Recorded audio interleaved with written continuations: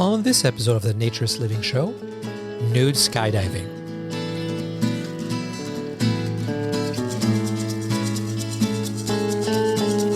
This episode of the Naturist Living Show is brought to you by Bear Oaks Family Naturist Park. At Bear Oaks, we offer traditional naturist values in a modern setting. Free your body, free your mind. www.bearoaks.ca.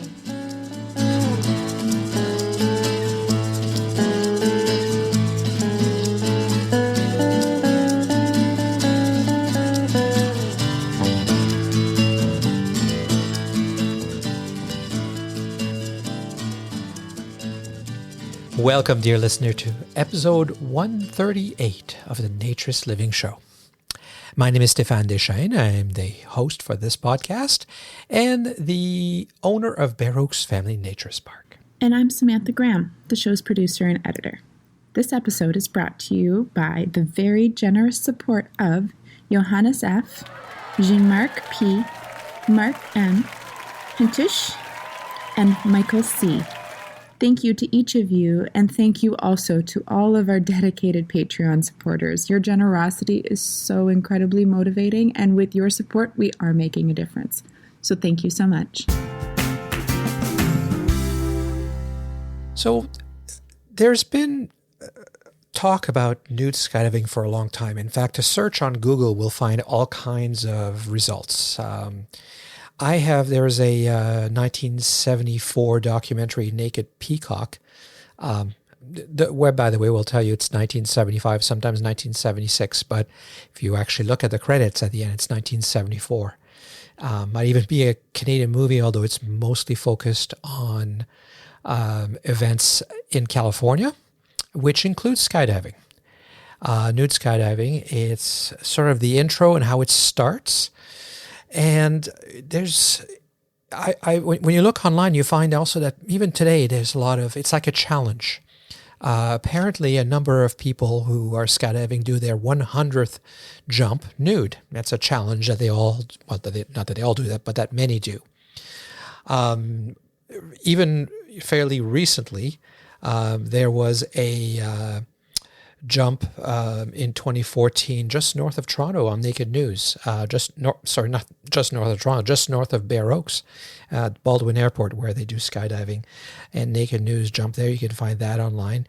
And just recently in June of 2021, a person from Nebraska set a Guinness record for the most jumps in a row nude, 60 times in one day. So it's a thing. It's a thing to jump around nude, and it would seem uncomfortable, perhaps, but I don't know, because I've never done it, and frankly, I'm not that interested in jumping out of an airplane. I'm not sure why. It doesn't appeal to me. I like to challenges, but that one doesn't. So when I heard about Heather Cheney doing a jump recently nude, and obviously not being afraid to talk about it because she did a podcast interview with video where she talked about it and where she was nude during the interview, I thought, oh, there's a really interesting person that I'd like to talk to. So I contacted her, and she very enthusiastically accepted. All right, so Heather, why don't you start? Tell us, who are you? Who is Heather? Well, my name's Heather Cheney, and I'm very passionate about news recreation.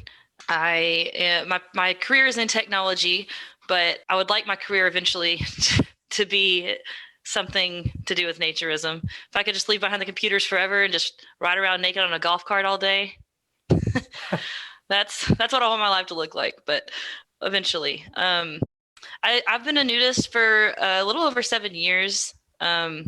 I've always liked being naked my whole life, to the point where my dad made me put a sign on my door as a kid that said, "Heather is naked, enter at your own risk," just for our guests that were in our house. Nice. So I've always liked to be naked, and my family was supportive of that. But I didn't really ever know or think about it being like a public thing. Like, I didn't know public nudity was a thing. But I remember when it was my 21st birthday party, I had a bunch of friends over, and they're like, "Well, what do you want to do, Heather? What do you want to do for your birthday?" And one of my really good friends she said, you know what? I think that the best thing we could do for Heather for her birthday is if we all finally got naked with her. And Because I was always trying to get people to be naked with me, So it's always been there. It was always been a part of it, and a lot of them did get naked with me that day. And I think that was probably like my first public nudist experience, was just me and all my friends drinking and getting naked together, which was kind of cool. But when I guess it was 3 or 4 years after that I was sitting at work, and for some reason I had this thought. I knew Hippie Hollow was a thing in Austin, the nude beach there. I knew that was a thing, and so I just kind of typed in public nudity or public nudists or nudist Texas. That's what I Googled, was nudist Texas, just to see what came up. And Hippie Hollow, of course, came up, and so did Star Ranch Nudist Resort, which was about 45 minutes outside of Austin. And I just immediately picked up the phone and called, and was just like, how does this work? Like, can I stay overnight? Do y'all have rooms? They're like, yeah, we do. I was like, okay, I want to book a room for this weekend for Saturday night. And then after that, I'd been my now husband. I'd been dating him for maybe 3 or 4 months at this point. And then I called him and said, "Oh, I booked us a night at a nudist resort." He's like, "What?" And I was like, "I didn't even think to ask you first. I was just so excited." So you came to my attention though because you recently went nude skydiving. Right. When was that? That was August 8th, actually. So not very long ago. No, it was almost 4 months ago. And I get really excited when public places allow for nudity, because it doesn't happen very often. Like, most businesses are not nudist friendly. So when somebody posted in one of the nudist groups I'm in that this place did nude jumps if we were interested, I was, really? That's awesome. Like, and I've always kind of wanted to go skydiving. So I called my best friend. I said, "Do you want to jump out of an airplane naked with me?" And he said yes. And we went. Wow. So this is a company that advertises that if you want to jump naked, you can do it? They don't advertise it on their website, but they had a member there that was advertising on the nudist groups, and they've had multiple people jump naked before me even. So they had a few come through, a few nude jumpers come through. So that's the thing. Do you think it's just nudists, or do you think people just like the thrill of the idea of doing naked skydiving? I think most skydivers have done a naked jump at some point. I think it's a thing. I'm not involved enough in the skydiving community to really know, but it seems to me when I'm talking to people that most people have said, "Oh yeah, I've done a naked jump or two." Some people will do it as a celebration, like on their 500th jump, they'll do it naked or something like that. So both. Okay. So you said you're, sorry, go ahead. I think I'm the exception to the rule. I think it's probably not common for nudists to go skydiving. I think skydivers will sometimes jump nude, but they're not nudists like I am. And so me having that skydiving event on their property with all the nudists there and them just letting us walk around the property naked, I think was really special. I think that was very different and unique for them. So group, how many of there were you? I think there were 15 of us. And I had a lot more people interested than that. It was just time of year and the weather. You don't know if it's going to be warm or cold. It ended up being warm, lucky us, but Texas is unpredictable. It could be 40 degrees, it could be 80 degrees. Did 15 of you jump all at the same time? No, the plane will only hold so many people, so we went up in 3 different loads. Okay. Because in the video that you sent me, I can only see, I think, one other person jumping. Yeah. So that was the first time I jumped. That was just me and my friend. We jumped that day, and then I loved it so much. And I talked to the owner and I said, "Do you mind if I have a nudist event here?" And he was like, "Sure." So then I advertised. And so the nudist event was in October. It was at the end of October. Okay. So very recently. Yeah. So the first, oh, by the way, you said your husband wasn't interested? Yeah, I think he will do it. He just wasn't. I travel a lot, and he's kind of a homebody, so I travel a lot without him. But next time he comes down to Austin, then I'm going to try to get him to do it, and I think he will. You think? Oh, because I'm never jumping out of an airplane unless it's going down in flames, in which case I'm happy to take a parachute. but I Well, don't. The idea I don't know. it doesn't appeal to you. That's fair. But I do tell people that, statistically speaking, it's a very safe activity. Like, Yeah, it's just I've been flying every year of my life since I was born, and many times a year, and I've often looked out the window and thought, could I do this? And I go, oh, and I get this feeling in my stomach, and I'm going, yeah, no, I don't know. do you like roller coasters? Yes. It's a similar thrill to that, I think. Yeah, but you'd have to step out. Yeah, well, I mean, you're the first time you go, you're usually tandem, so the person that you're tied to will kind of push you out a little bit. Maybe one day. Maybe you'll talk me into it. I might. Nobody's convinced me to do it nude, and it's actually just up the road from Bear Oaks. There's a skydiving place. So Really? as far as I know, nobody's ever done it nude or asked. So maybe we can figure that out. But yeah, there's a place right up the road. It's closest little grass field to the park. So awesome. So that's cool. So you go there the first time. It's just two of you. Mm-hmm. How many people are there besides the two of you that day? Oh, I mean, there was people everywhere, but I was very impressed as somebody who has mostly only been naked in nudist situations. Right. It was very impressed with how the staff handled it. Like, they were very professional. I didn't feel weird at all. No, you didn't feel objectified or not at all. like I didn't feel ogled. I didn't feel objectified. They treated me like a totally normal customer, and that's why I was so impressed with that business. Okay, so you get on the plane, first time ever. Mm-hmm. Yep. Take off. Feeling anxiety?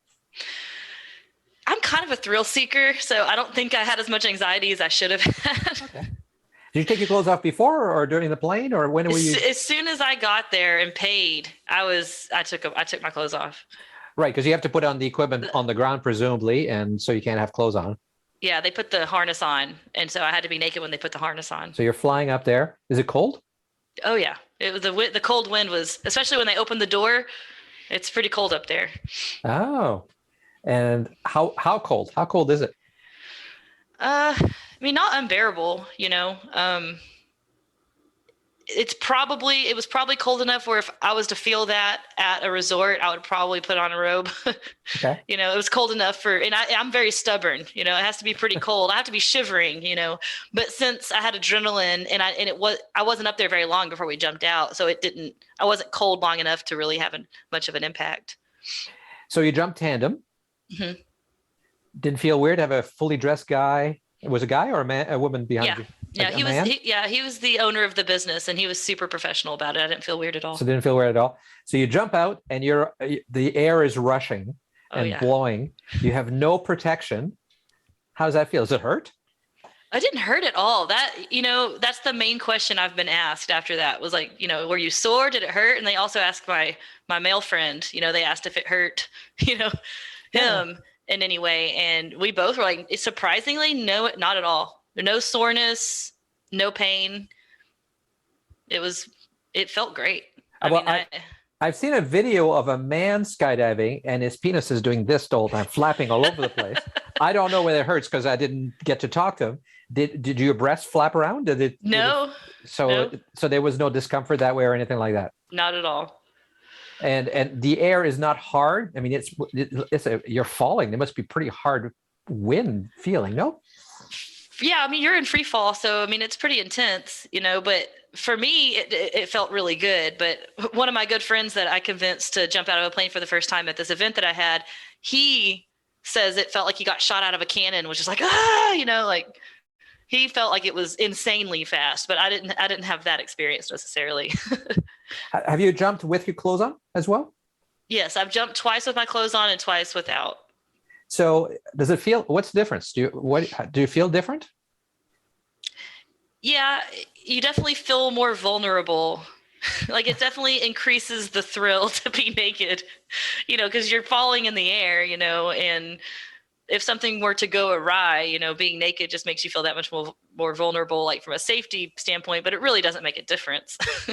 No. On the other hand, it would be the sensory would be intense, right? Because you're sensing through every square inch of your body, right, what's happening in the wind. So what's your preference? I think I know the answer, but what's your preference? Definitely prefer being naked, and I want to get my A license over the winter, which means I'll be able to jump by myself. And there's a a group called SANS. I can't remember what it stands for, but it's a skydiving group that break nude skydiving records. Oh, wow. And I was kind of, that's a thing? Yeah. Like the most nude jumps or most tandem. I mean, there's lots of them. There's lots of nude skydiving records. And I think that most of the people in that group probably aren't nudists. They're just trying to break the records for the group. It's more of a novelty thing, but like, since I am such an avid nudist, I think I was like, if I get my license and start skydiving on a regular basis and try to make it a point to do most of them naked, I said, I bet I can break a few of these. Do you know what kind of records they are? Like what kind of numbers we're talking about? I don't know off the top of my head. I'll send it to you through email. Okay. And we'll put a link in the show notes to that. So yeah, I mean, I can't imagine how many people you can only get so many people on a plane, I guess. So, and they have records for, I guess, number of people jumping naked at once, because they all do like the stars and things. Yeah, the stars and things. So like most people at one time naked, I think they're stuff like that. But if anybody can break those records, it's me. So I'm excited to try. Cool. So you free fall for a while, then you pull, the chute opens. Pretty hard hit, I would imagine. I've never done it. It depends on, I'm assuming it depends on the person that you're strapped to. The person I've jumped with is very experienced, so it was very smooth. Okay. It wasn't really jarring at all. But so the next question people are all thinking is, you've got all these straps on, chafing, pain? No. No? I mean, it's maybe slightly tight, like around the thighs. But then as soon as they didn't tighten them till right before we jumped in the plane, and then they loosened them right after we landed. So it might be uncomfortable to walk around with like that, but when you're in the air and on parachute, it doesn't hurt. Okay. So you had no bruises, you had no scrapes? Nope. And I'll send you the link to I think I did send you the link to my video. If you watch the end, I kind of fall on my butt a little bit because I'm clumsy. So as we land, I kind of fall and slide on my butt, but I didn't even have a scratch on my butt. That's how softly we landed. So nice. And then you land, and it's exciting. I had a head rush for probably 24 hours after my first jump. It was so intense. Yeah, it was huge adrenaline rush. It's very addicting. It must be because some people keep doing it over and over again. So there's obviously a lot of fun that way. Yeah. And still, when you landed back where you started, presumably, and you still felt you weren't being treated weirdly or anything like that? Not at all. And did you feel the need to immediately put your clothes on then? And oh no, I mean, I'm the kind of person that feels more comfortable naked than I do with clothes on, unless there's somebody actively sexualizing it. Like if there was somebody there just looking at me like I'm prey or, something like that, I would immediately want to go put my clothes on. But I didn't experience that at this establishment, so I didn't feel that way. Interesting. And there's two different kinds. When I did the World Naked Bike Ride in Toronto, have you ever done that, by the way, World Naked Bike Ride? I drove all the way down to Austin for the Naked Bike Ride this year. I think it was at the end of September, but it got canceled the day we were supposed to have it. But I drove all the way down there with my bicycle and didn't get to present. It was rescheduled, but I wasn't able to make the rescheduled date. But I didn't get to participate this time. When I did it at the end, there was two types of people. There were people that were like, okay, we're done. Quick, let's put our clothes back on. And then there was a bunch of us like, okay, let's hang out. And somebody said, oh, I know a place we can go. We can stay naked. I said, all right, let's go. It was this bar that the owner, and we just kind of hung out naked. So there's different mentalities to that. And when you're in a small group, sometimes you feel like you're the odd person if you don't want to immediately get dressed. It's like, well, no, I like it this way. So as long as I'm around people who are fine with my nudity, I am naked. Yes. At this point, I've been naked for long enough that most of my friends, they know if I come over, I'm probably gonna take off my clothes really quickly, and they're just used to it by now. And they say, "Oh, that's just Heather. That's just what she does." So why? You probably don't know the answer to this, but I'm still going to ask. Why do you think you're like that? No one's ever asked me that one before. I don't know. Maybe it is possible that there's more people like me who, for whatever reason, like to be naked, and maybe they were just taught to be more ashamed of it as a kid. I think the conversation that happened when I was a kid was, if I recall correctly, I was around junior high age when my dad said, you're getting older now. You probably need to start wearing clothes around the house. And I was just like, why? And then he came back to me at some point. I don't know if it was a couple hours or a couple days, but he came back and he's like, just know that most people don't see nudity the way you see it, but I just want you to be yourself and, just do what you're going to do. So he kind of changed his mind because I said why, and he couldn't give me a good answer. So, so he didn't shame me for it, which is wonderful. Which is a big key part. That's probably why you stayed the way you are. But you're not alone. I meet them, especially here at Bear Oaks. We get, but there's people who come and they come to liberate themselves, and they love the feeling of being liberated, and then they get dressed and they go home. But there are people like you who it's like, this is what I've always liked to be. This is the way I am at home normally. I didn't know I could go somewhere and be that way all the time. This is, and then once they discover this, it amplifies that attitude. They never put clothes on at home. They only start like what you're doing. It's like they've discovered their calling suddenly. And I've always wondered why it is, because when you look at their background, it's not that they had parents that were like that, or that they grew up in a particularly naked environment or anything. They just seem to enjoy the physical feeling more than others. I think my best guess is that I'm a very raw, genuine person. Like, I don't really know how to be fake or put up fronts. And I've always been bad at that.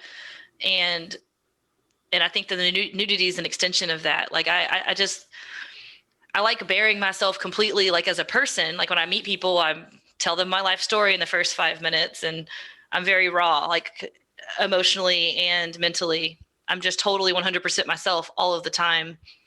And I don't know how to be any other way. Like, I don't try to be that way. That's just how I am. And I think being naked makes me feel even, clothes feel kind of fake to me. Like, yeah, of course. And so I like to be naked because it just feels more genuine. I feel more like I'm more me. And when I put clothes on, I feel like I'm a little bit less me. But it's not that you like people to look at you. In fact, you've said now a couple of times, you don't like to be nude if you're being objectified. Right. So you're not an exhibitionist. If being nude was on a stage while people were paying you money for it, that wouldn't be cool. Yeah, exactly. I had people ask me, say in college to me, if you like being naked so much, why don't you go work at a strip club? And I'm like, well, I see your point, but I think it would really wear on me that people were there for different reasons and that aren't compatible with like the reasons why I love to be naked so much. I've had a similar answer to or similar question, and the best answer I heard was somebody says, "Well, I really enjoy my sexuality, but I definitely don't want to be a hooker." Like, right, and I think, and I would never put down sex work of any type. Like, I think that's 100% okay if that's what people want to do, and it's 100% okay if people do like exhibitionism. It's just not for me. I just want to be able to be naked outside, feel the wind and the sun on my bum, and just be myself and be one with nature and be my most genuine raw form to those around me, and not have to worry about someone's sexual expectation of me in that moment. No, and I don't mean to put down sex work, but people seem to understand the difference between, because they all have experience with sexuality and being paid, even though it is actually the exact same act, physically speaking. Right. The intent and the environment, the people you're with, is what makes the difference. And that's true for nudism. It is true for sex as well. There are sex workers that come here. Nobody knows that except me in one case, because people would judge them. But they come here. It's even more healing for them, because their life is being judged for their bodies and what they look like and being treated as an object. So coming in a naturist environment, there's people who have been sexually assaulted who come here who feel the same kind of healing. That makes sense. And that's that really actually, powerful. It's very powerful for them. And it surprised me, because I would have thought this would be the hardest thing for them to do, to make themselves so open and vulnerable. But it's very healing for them, because they can experience something which is positive in that in that same sort of physical environment in a way. Sometimes they're nude, but they're no longer vulnerable.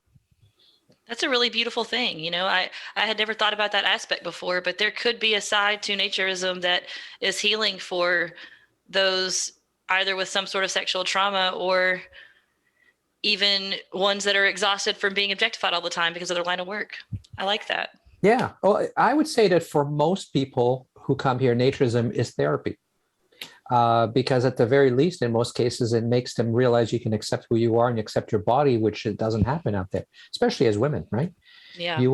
Women are judged, you are told that your greatest value is the visual pleasure you provide to others. That's your body. That's what your body is for. And then it goes downhill, you're worth less somehow. I mean, that's a heavy, heavy trip.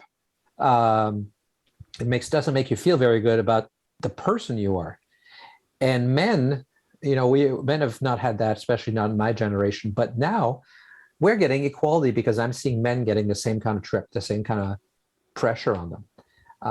We're going to achieve equality by screwing everybody up equally, as I like to say. So, right. So yeah, so I think it is healing. I think it is therapy for most people who participate, which is why it's so addictive. Yeah. Yeah. I definitely think that is, in my opinion, one of the most powerful aspects I've seen about the lifestyle is women coming out there and realizing that there are people out there that aren't obsessed with image, not just for themselves, but for you as well. Like they're looking at you and they're not obsessed with how you look, and B, realizing how beautiful you are and, ridding yourself of those insecurities. Yes. Several times over the years, we have young staff, and the women in particular have said, only the women have said this to me, which is, it's so cool every morning. I don't have to make a decision about what to wear. Yes, it's wonderful. And it has never occurred to me how much of a burden that is on women, because for guys, it's so simple, right?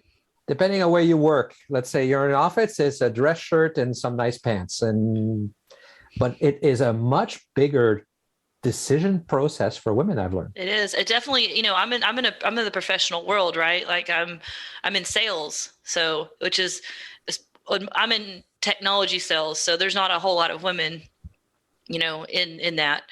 And it's difficult, because everyone's wearing these really nice suits and there really aren't that many. It's starting to change a little bit culturally, but there's just not anywhere to go for a woman where you can say, like, I want to look professional. There's not like an equivalent of a suit. So you have to work really hard to piece stuff together to look as professional as your peers.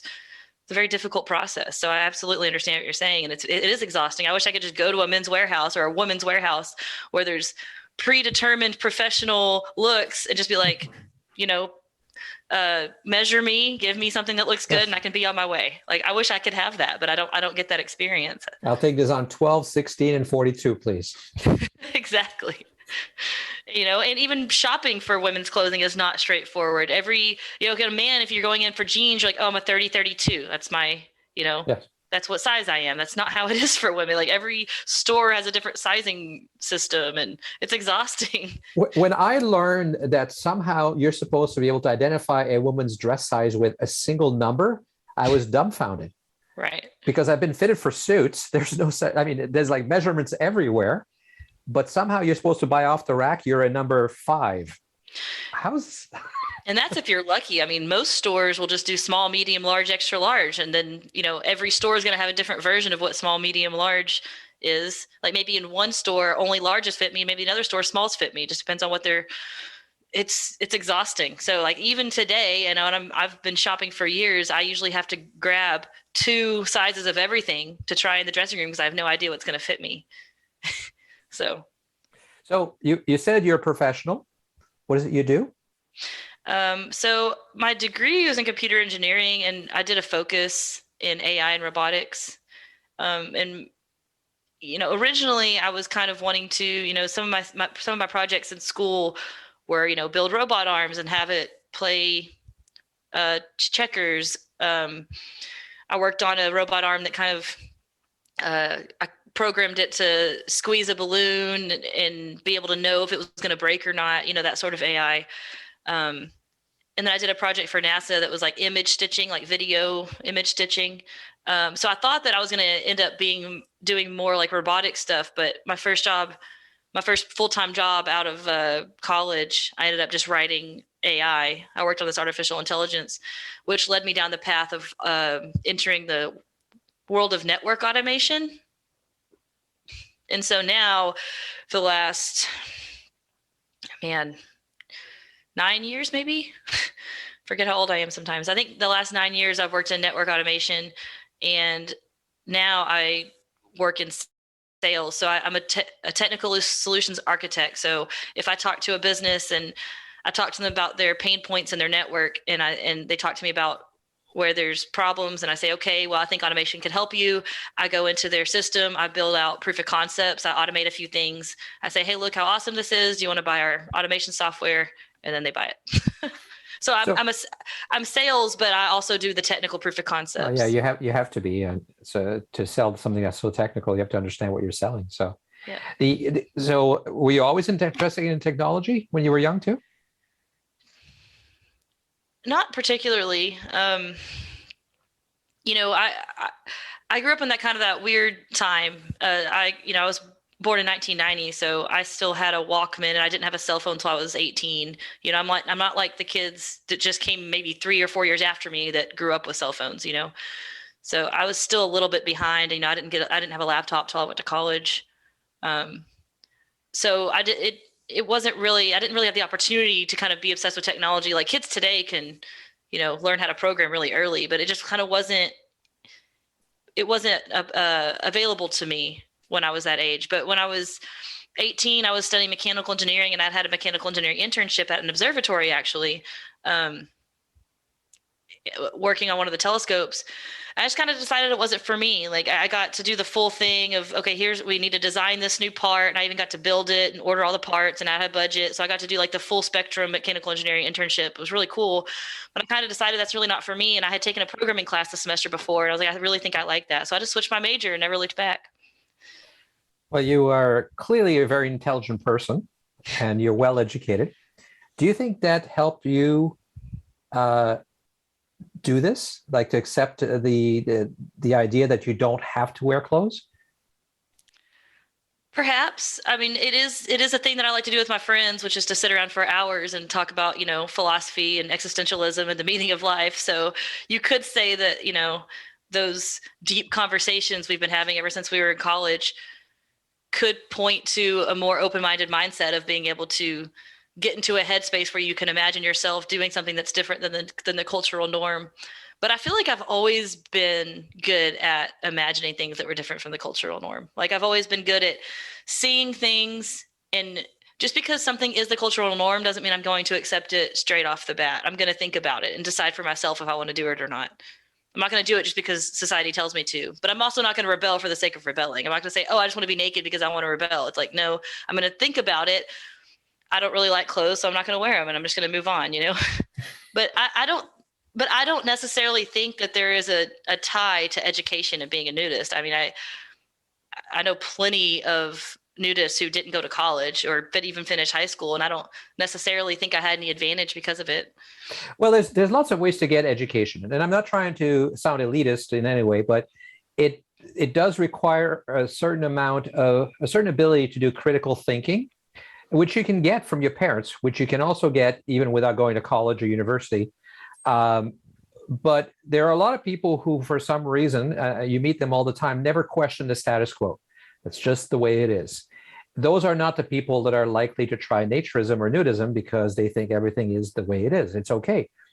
I am supposed to ogle women, and they're supposed to take it. That's the way it's supposed to be. Like there's all these assumptions. And unfortunately, because it's not like that, if nobody questions that, the world never changes. There was a time where, of course, women are not allowed to vote because that's the way it is. And of course, only white people are free because that's the way it is. Right. We have to keep questioning. And I'm not trying to say that nudism is in the same plane as slavery. Don't get me wrong. That's not at all what I'm trying to say. I'm just saying that questioning requires a certain mindset and a certain way of looking at things instead of just accepting the way they are. Yeah. And I you agree obviously with have that. Yeah. Yeah, I always say that it takes all types in the world. That's why there's a spectrum of every personality trait. But absolutely, a common theme of nudists are going to be open-minded, critically thinking people. And another common personality trait that I notice, and I'm sure you have too, is just more of a down-to-earth, genuine, less uptight. Yeah. You don't meet a lot of people in the community who are just wound up. You do sometimes, but it's not as common. It has a relaxing effect too. I don't know if you feel that, but I find when I'm wearing clothes all day and I come home and take them off, I have an instant whoosh relaxation feeling. It's almost like getting into a hot bath kind of feeling.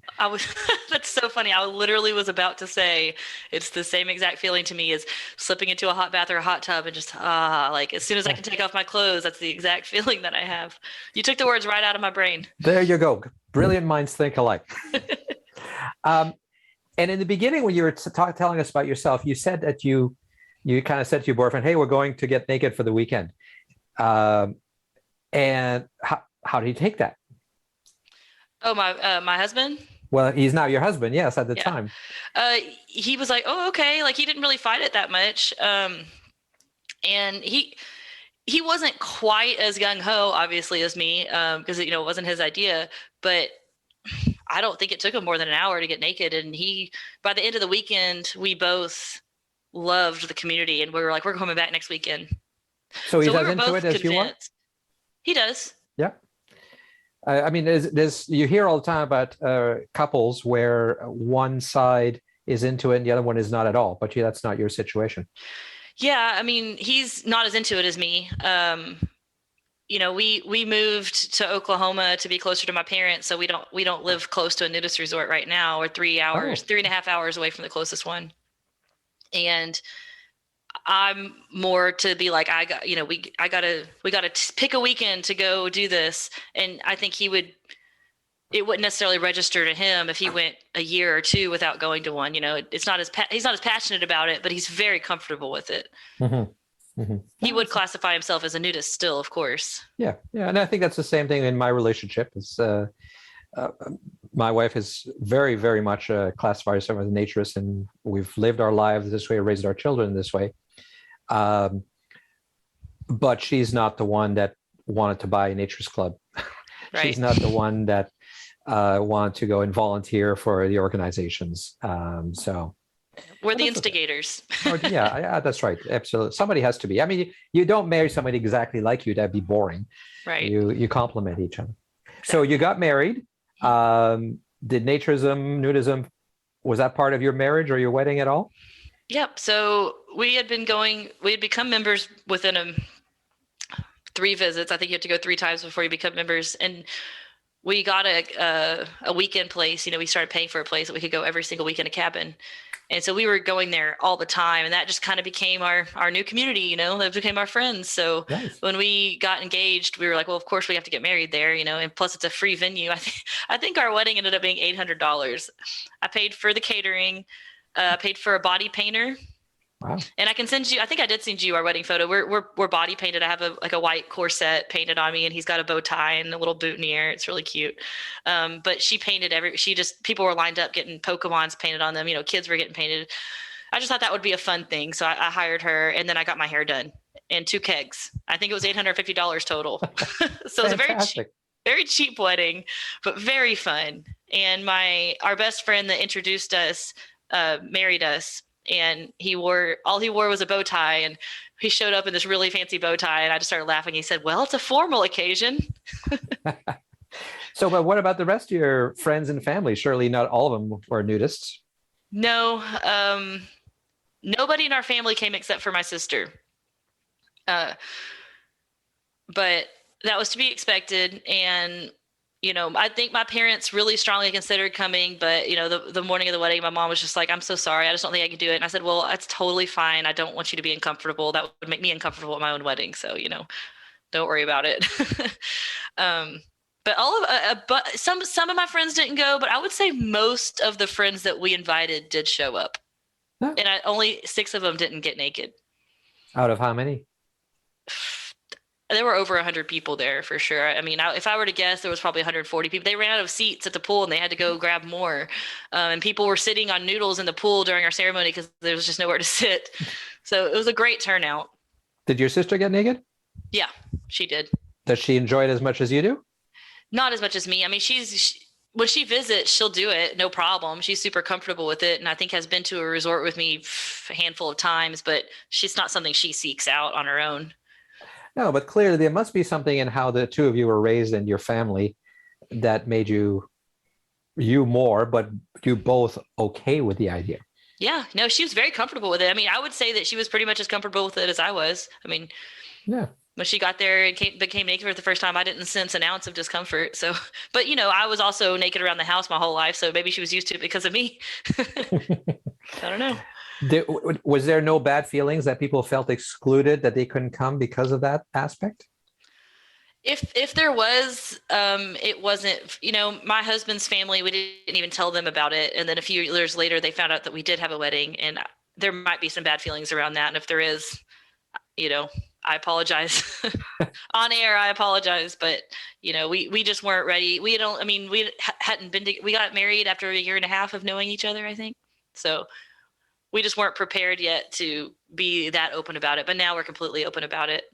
I've even told his parents that I'm doing these interviews. So it's well, weddings can be such political things. Right. So that's we just said we were eloping, and that was a lie. Oops. But my family knew. My family did know. Yeah. But your husband's family are not as comfortable with the idea or what you're doing? I don't really know what their stance on it is. I think they probably just put up with it, but that's just my guess. You haven't heard, they didn't tell your husband either? Son, she's dragging you into hell.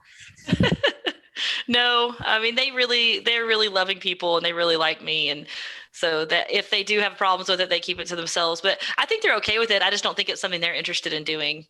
No, and that's fair. Yeah. And I don't think they would ever tell my son when they have, I don't think they would ever tell their grandchildren that, we're doing something wrong. I think they're supportive. So. You have a son. How old's your son? 3.5. The day after Christmas, he'll be 3.5. So are you raising him as a nudist, naturist person? Absolutely. And when I say raise him, I really don't talk to him about it that much. I've just always walked around naked around him, and me and my husband both and our friends are naked around him. And, he'll, of course, when he started being able to talk and observe, he started asking questions, before at a pool and a bathing suit's on. He's like, well, why are you wearing a bathing suit? And I say, well, there are certain places that we can be naked and certain places that we can't. And so he started calling the resorts the naked place. Sure. And, and so I answer the questions he asks, and then I'm just naked around him. And I also am very blunt with him about, body parts. He says, what's this? What's this? That's your elbow. That's your penis. That's your foot. So he knows all the words to everything, which can throw people off sometimes. But as a nudist, I just try to equalize all the body parts. Like, this is your body. And so what's your long-term plan and vision then in terms of raising him and naturism? I'm just going to be myself, I'm very comfortable in being naked, and I'm going to be naked around him for his upbringing. And it's kind of on him to develop how he develops, like if he becomes to the point where he doesn't want to see me naked anymore and he doesn't want to be naked, well, that'll be his choice, But so if he doesn't want to see you naked, you'll get dressed? That's a good question. I don't know how I'm going to handle that. Hopefully I have at least a decade before I have to deal with that. But, maybe to a point, I would respect it. But I'll cross that bridge when we come to it, I suppose. But with my children, it's always been that, I'm me and you can be you. But we don't get to tell each other that way either. Like if you don't want me to tell you to be naked, you can't tell me to be dressed. I think that's actually a good point. And that's probably will be how I handle it if that happens. But I'm just kind of hoping that I exude comfort with it to the point where he's comfortable with it too.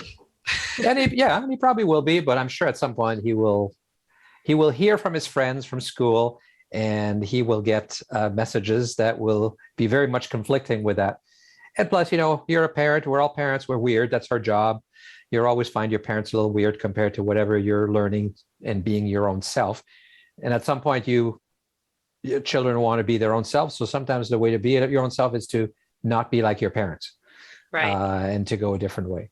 And I think that my biggest fear, honestly, would be that it's stigmatized so much that his friends' parents wouldn't want him having sleepovers at our house, because I mean, I would never be naked around someone else's child without consent. Like I would never walk around the house naked, of course. Yeah. Like I said this in the last interview, I can compartmentalize. I'm just a regular person, but I do fear that his friends' parents will be like, well, you can't go over there, but he can come over here. And I think that's probably my biggest fear, especially living in a small town.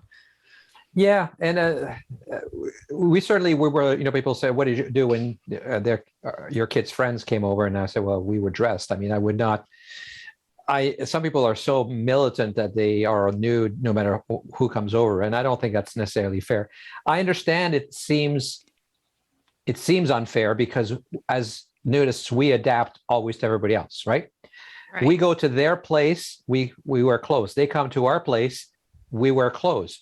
They never have to adjust to our standards. And I understand that seems unfair, but it's a complicated thing. It's not wearing different We're the hats. minority, so. We're the minority, but also we are doing something which is logically very simple, but emotionally incredibly complex and difficult for people to deal with. It's a really good way to put it. Yeah. I really like that. But I never want him to feel like bullied or left out because of how I choose to live, and if that's a natural result that happens, we're going to deal with it. I'm not going to stop being myself, but I do fear that a little bit because I don't want him to have any extra added on emotional hardships because his mom likes to gallivant around naked. Well, that's a fair, we don't want our children to be hurt. We want to protect them from everything. Although that's actually not a good idea, as I've learned, they need a little bit of hurt so they learn how to deal with it, and you can guide them. But it's something that early on I dealt with in terms of what am I going to do? My children are going to get teased because they can't keep it a secret. I'm in the front page of newspapers. I'm in television. Like I own a naturist club. There is no secret. Right. So they will get teased. But that's something I know a lot about because I was a geek. I'm still a geek. And I was teased a lot in high school. And being teased is all about you. They'll try to tease you about something. Could be your hair, could be your height, could be the way you say something, could be the shape of your nose. They're trying to get power over you. And what was important for my kids to learn is how to deal with teasing. Because if they don't tease you about your parents being naked, it'll teach you about something else. It's how you deal with it. Hey, your dad's a nudist. Yeah, you want to come? Like that's the guy. I did some of the role play with them. How you throw it back at them. If you don't show weakness, it stops. That's a good point. And that's the tough one, right?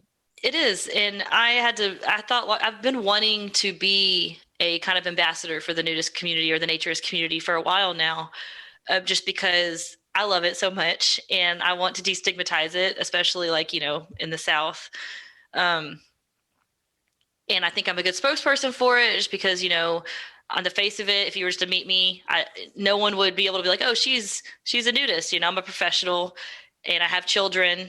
And I have the female perspective, which, is always a concern for a lot of girls, like what you're just going to be objectified. And so I really wanted to be an ambassador for this community, but I was scared to because even though I'm very open about it, I'm not open about it in my small community that I live in right now. Like my neighbors don't know, for the most part, people don't know. And my dad, and my mom work locally and I don't want them to have to deal with it. So I've been pretty quiet about it in my small community. But eventually I was like, I want this too much. So I'm going to go past the point of no return. So when I did that podcast interview a few weeks ago, that was it. I was like, now it's out there. My neighbors are going to find out. Everyone's going to find out. And I just have to keep moving forward. But I really want to do this. And I want to start a TikTok to educate people as well. Just to do that's the big thing right now that kids watch. Yep. Right? So I would like to do an educational series on TikTok.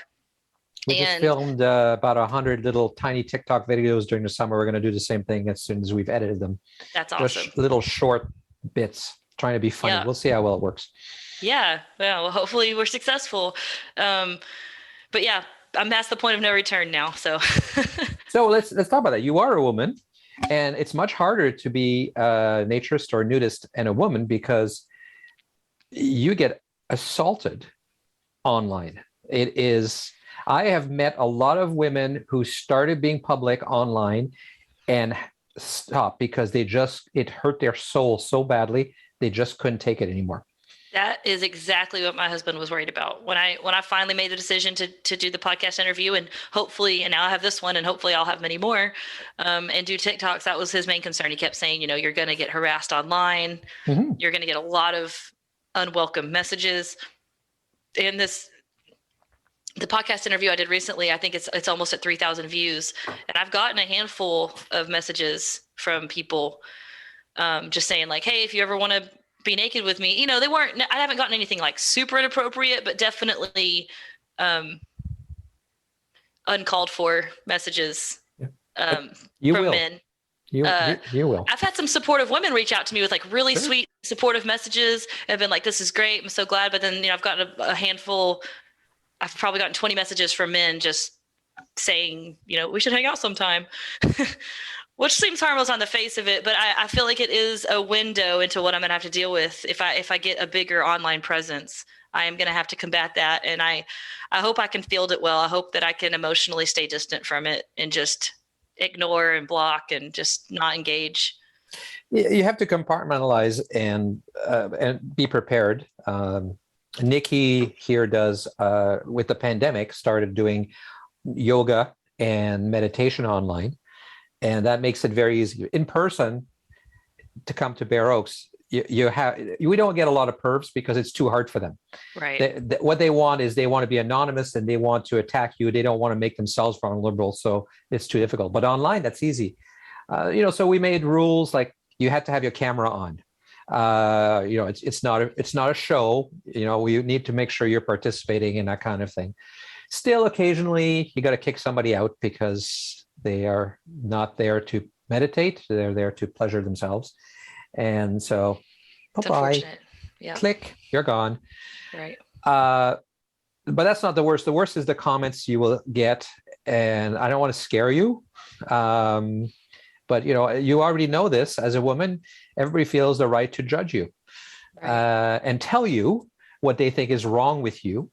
And I honestly think, and I don't know where this comes from, for some men, I think they lack self-esteem and they need to bring you down in order to make themselves feel good. And they know that you're sensitive about your body, or women in general are sensitive about their bodies. So if they comment on your breasts being crooked or your nose not being the right shape or something, they know if they can find just that thing that bugs you, they will have power on you. And they try. And it's terrible. I just like everybody else on earth, I have insecurities, but I also feel very at peace with the way that I look naturally from the standpoint of other people's opinions, because we go through life, we connect with certain people, you're instant friends with certain people, or you fall in love with certain people, you have connections with people. You're just going to be attracted to who you're attracted to. So I meet plenty of people in life who think I'm beautiful. And I meet plenty of people in life that don't. And I think that's a big part of the naturist thing for me, is that I've just realized, like, I just don't care if somebody doesn't find me attractive, because there's plenty of people who do. And so I don't care about that one person's individual opinion. My husband, my mom, my son, they all think I'm beautiful, right? And my friends, there's plenty of people in my life who think I'm beautiful. So why do I care about this one person and their opinion? Especially if they're just saying it to drag me down. Like, who knows if that's what they really think, or if they're just trying to evoke a reaction out of you. So I am a little nervous about all the comments, and all of the messages and all of that, but I feel ready to tackle it. I'm just like, let's do this. Well, that's good. It's good. It's just, I'm always afraid for folks like you that somehow you're going to get turned off the whole thing. And that's why sometimes online, it seems like there are very few women participating in discussion group or forums. There are forums. I know several people who moderate different groups on Facebook or Twitter. Most women will tell you they post once and they get 1,000 friend requests. Mm-hmm. And just that in itself is weird. Yes, I've actually gotten probably 100 friend requests on Facebook since my recent podcast went out, right. And that was something I didn't expect. So yeah, a friend of mine who is not a naturist, in her feed, something that I posted, she liked a naturist thing, something about we're doing here at Bear Oaks, and just by liking it, she got a whole bunch of friend requests and people contacting her, asking for nude pictures and things like that. All she did was click the like. That is wild. And so she's never doing it again. That's sad. Yeah, exactly. I forgot what I was about to say. I don't know. It kind of leaves you speechless though, doesn't it? It does, just because it's rough, There aren't enough women in this space speaking on it because of that, because when you're in the wild, especially when you're in the anonymous internet wild, you can be harassed to oblivion, as a woman who likes to be naked, because there are just people out there that no matter what you say, what you do, they're never going to decouple their sexual urges with nudity, right? They're just going to be out there. I like to think that most people, if you have a intelligent enough conversation with them and you're patient enough, that maybe they'll start to see where you're coming from a little bit, even if they're not interested in it. But some people are just, some people don't want to change their thoughts. They're not going to listen to your points. They're just going to objectify you no matter what. I mean, there's plenty of bullies out there, right? So I feel like it's just going to be part of it. And I'm just going to, I'm going to have to have I have a very strong support system. So it is. And and you need to vent once in a while, and you make sure you go back to the clubs and you hang out with the good people, so that you get that balance, because it's like I have friends who are cops. I have friends who work with bad people a lot, and you become jaded. You start to be suspicious of everybody, because when you have to balance it out. And if your job is dealing with bad people, and that's all you see all day.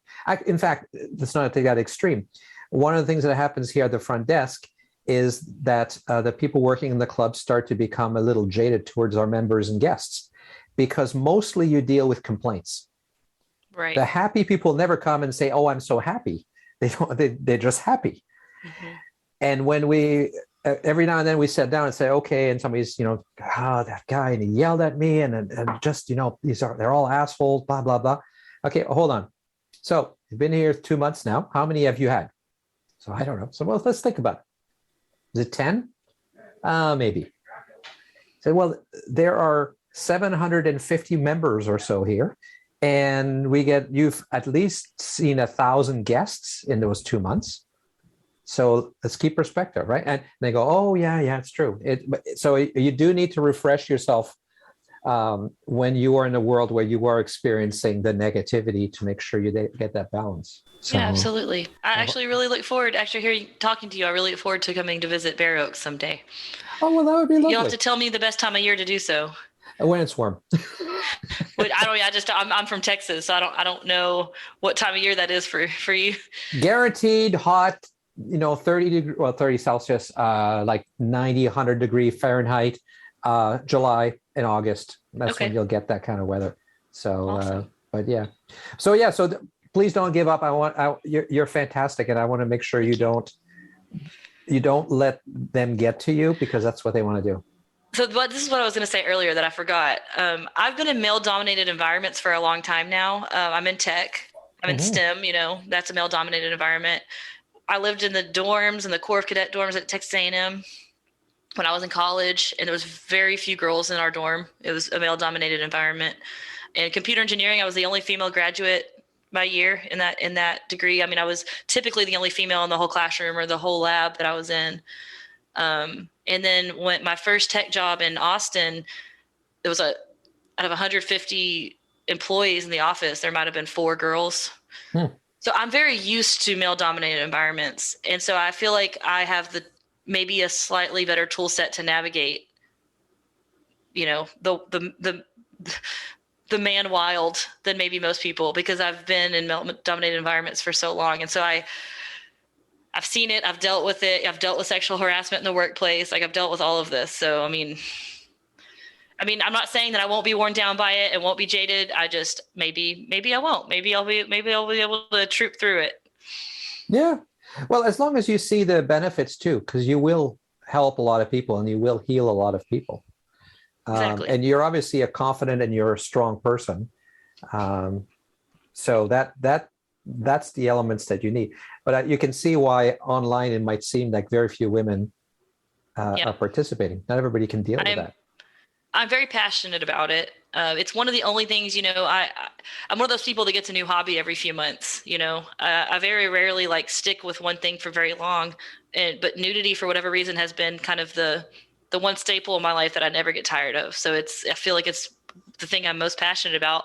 I just love being naked. And so it felt like there was a hole. I mean, I know that there are female nudist ambassadors out there that speak, but I feel like there should be more. And I'm like, I want to be that person. Someone's got to put themselves out there, Yeah. So for the good of the movement. So yeah. I want to be that person. Well, I think you're definitely one of those people that we need for sure. Well, I appreciate that.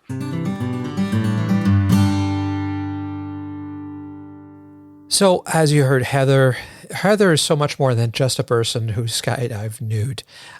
She's a very interesting person. She has some very interesting ideas and goals. And it's always fascinating to find people who discover naturism and just take to it with such passion and such dedication and seem to lose their societally imposed norms and shame and all that so easily, and it's so hard for others. And I've always wondered what the difference is and why it works so well for others, for some and not others, and why some people become really quickly hooked on it, like I did, obviously, and many others, and take it pretty far. But to be fair, it's even harder for a woman in most cases because you get a kind of attention, as we've talked about in previous shows, that we men don't get. So good on Heather, and I'm hoping that I'll get more chances to chat with her and keep an eye on her. And I think she's going to be fairly involved in naturism in the next few years. So that'll be all for this episode of the Naturist Living Show.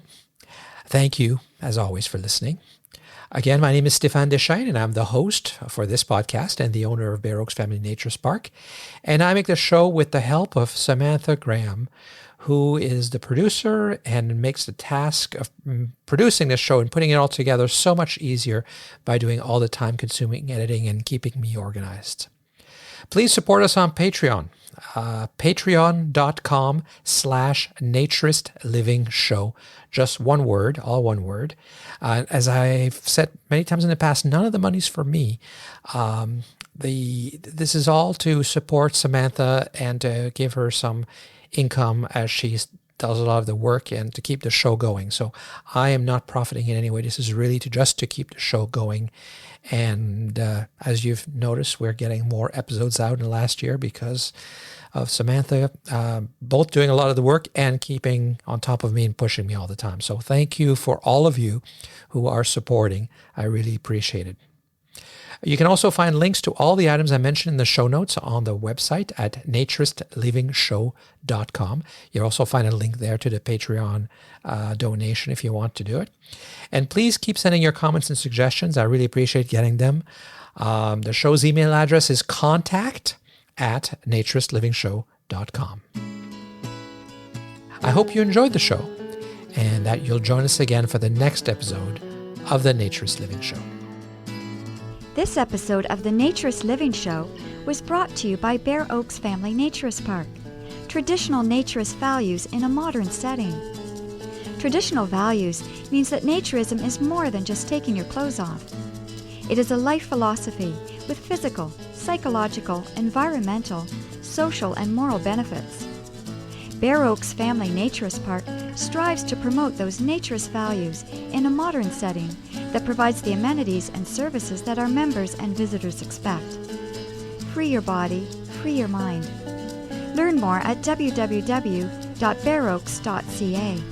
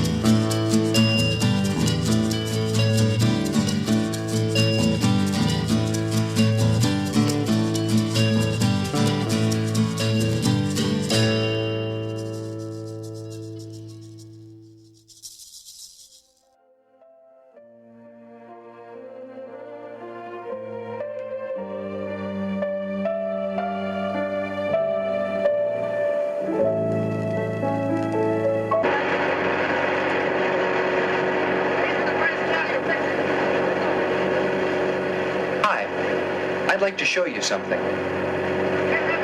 I'm sure many of you didn't know there was such a thing as nude skydiving. I didn't until I saw this club, known as the Buff Divers, jumping over Southern California. This was just one fascinating aspect of a subject that has remained a mystery to all but its followers: nudism.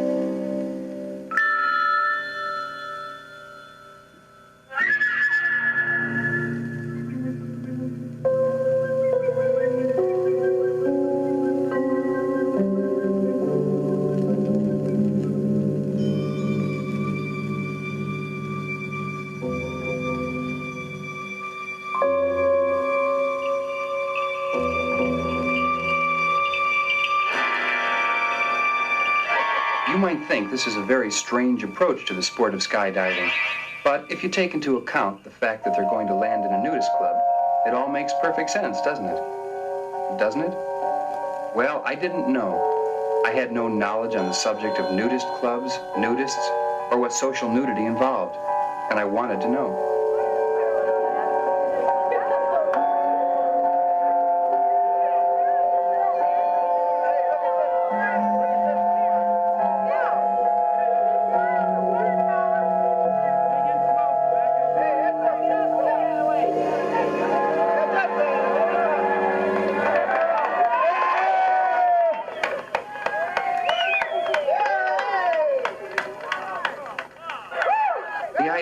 Organized nudism was at once interesting and yet a little frightening.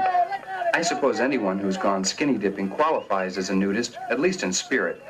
But nude resorts with sports facilities, restaurants, pools, that's really a far cry from the old swimming hole. You won that trophy, you won first place. Congratulations. That was a great job. Really great.